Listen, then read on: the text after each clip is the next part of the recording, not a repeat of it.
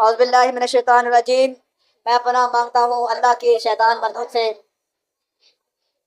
بسم اللہ الرحمن الرحیم، اللہ کے نام سے شروع جو بڑا مہربان ہمیشہ رحم فرمانے والا ہے۔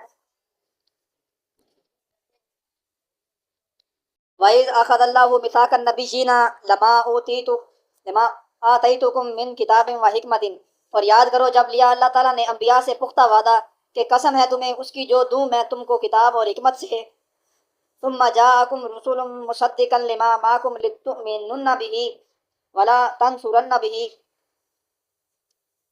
پھر تشریف لائے تمہارے پاس وہ رسول جو تصدیق کرنے والا ہو ان کتابوں کی جو تمہارے پاس ہیں، تو تم ضرور ایمان لانا اس پر اور ضرور ضرور مدد کرنا اس کی۔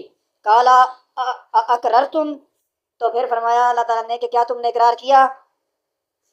وَأَخَذَتْكُمْ عَلَىٰ ذَلِكُمْ إِصْرِي، کیا تم نے اقرار کیا کر لیا اور اٹھا لیا تم نے اس پر میرا بھاری ذمہ؟ قالو، تو سب نے کہا، سب نے عرض کی، اقررنا، ہم نے اقرار کیا۔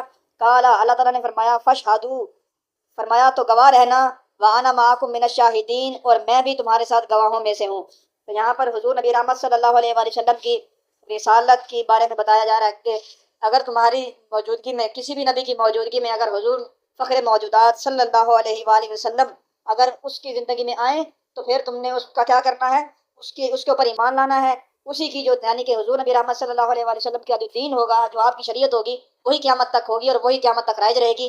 سب نے اس پر ایمان رکھنا ہے اور وہ جو ہے اس کی مدد بھی کرنی ہے ضرور بضرور، وَلَا تَنْصُرُنَّ بِهِ، اس کی ضرور ضرور جو ہے اس کی مدد کرنی ہے۔ تو اس پر عہد لیا گیا کہ کیا تم نے اقرار کیا؟ کیا تم اس پر میرا بھاری ذمہ اٹھاتے ہو؟